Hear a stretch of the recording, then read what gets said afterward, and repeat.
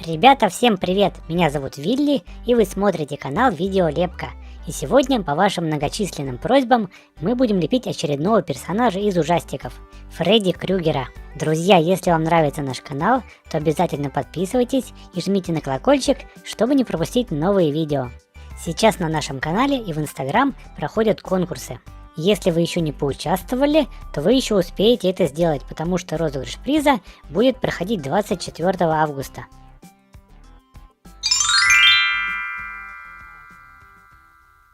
Лепку Фредди Крюгера я начну с его туловища, а точнее слеплю сначала его свитер в зелено-красную полоску. Ну а пока я буду лепить, я вам расскажу его историю.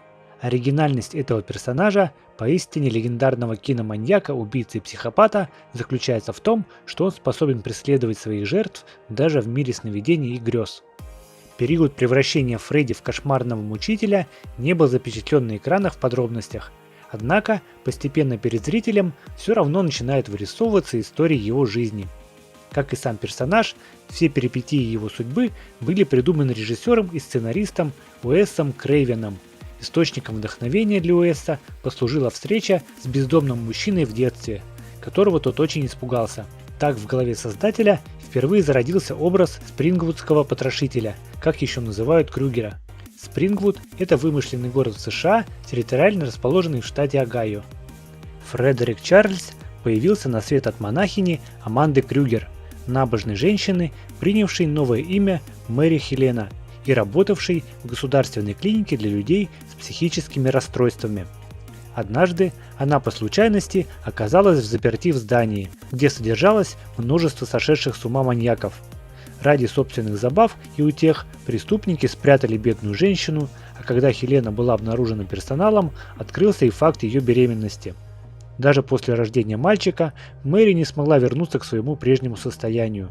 Женщину, имевшую серьезные душевные травмы, разлучили с сыном.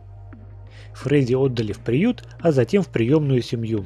Здесь над ним измывался жестокий отчим, мистер Андервуд, главной отрадой которого были только горячительные напитки. Не находил спокойствия юный одиночка и в школе, где подвергался издевательствам одноклассников. По достижении совершеннолетия Фредерик Чарльз убил ненавистного отчима. Так накопившаяся годами агрессия нашла свой выход в первый раз, хотя и до этого будущий садист уже практиковался на хомячках из живого уголка. Однако следствие не смогло обнаружить достаточно улик и доказать причастность к делу приемного сына Андервуда, а потому парню удалось избежать тюрьмы и остаться безнаказанным. Когда-то у маньяка Фредди Крюгера, который пугал не только протагонистов всех фильмов, но и зрителей, даже была собственная семья. Правда, счастливым этот союз все же назвать нельзя. Мужчина выбрал себе в жены обыкновенную женщину по имени Лоретта. Пусть у пары и родилась дочь Кэтрин, но это не спасло супругу от злобы Фредерика. Вскоре после свадьбы садизм мужчины начал проявляться в куда больших масштабах.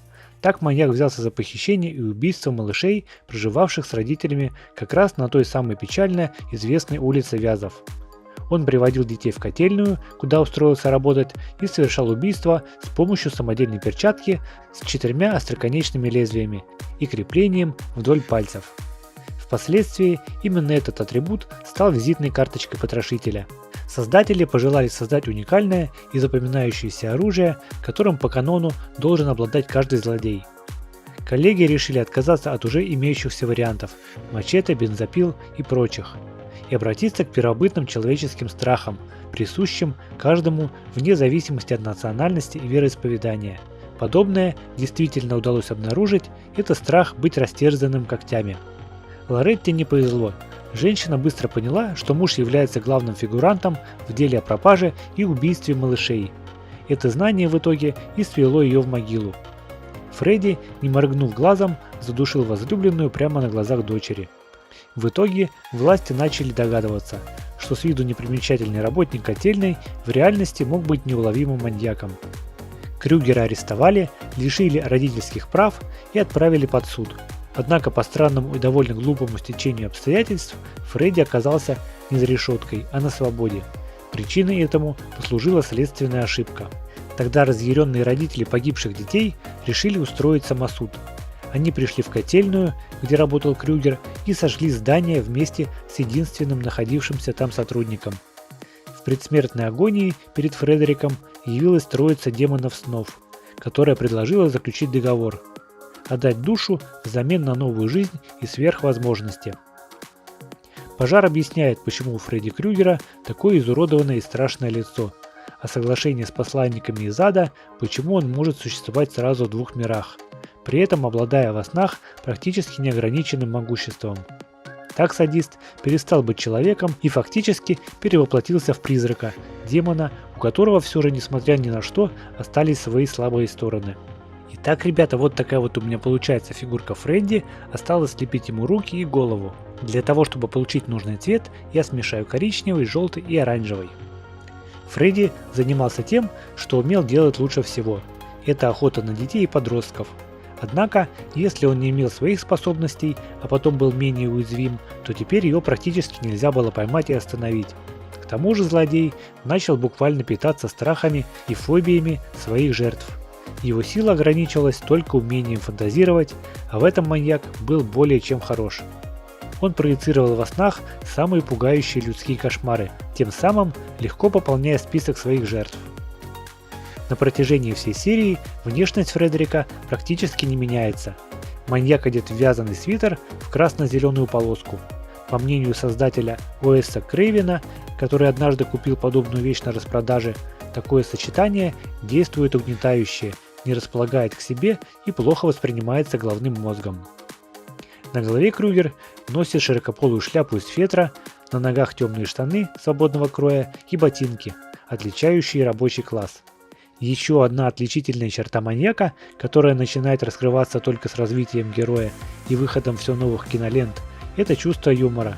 Создатели подчеркивают готовность убийцы в любой ситуации пошутить по-черному за счет обрежения его в различные костюмы, нарочито не подходящие под те жуткие действия, которые совершаются на экране.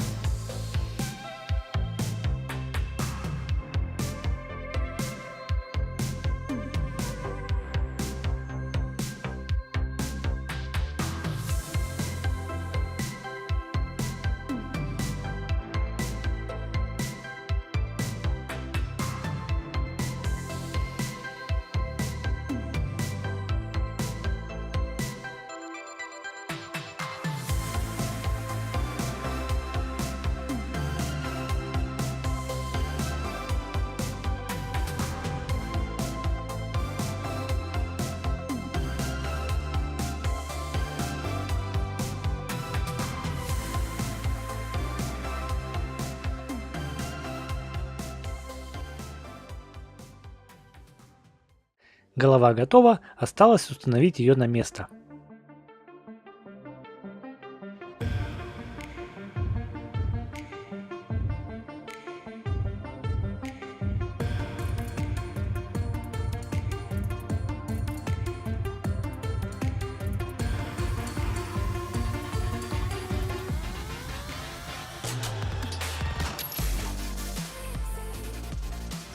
из пластилина черного цвета я слеплю шляпу для Фредди.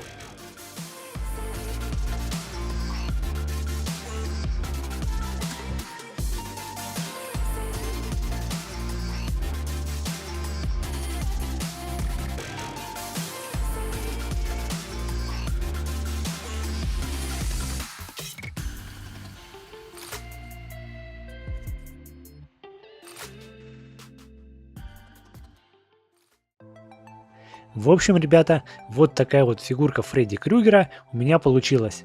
Всем огромное спасибо за просмотр. Если вам понравилось это видео, обязательно поставьте лайк, а также не забывайте подписываться на наш канал, если вы еще не подписаны. Далее, как обычно, будут приветики от моего котика Вилли, а также фотографии ваших поделок из пластилина, которые вы присылаете к нам в группу ВКонтакте. Также напишите в комментариях, каких еще персонажей из ужастиков нам слепить.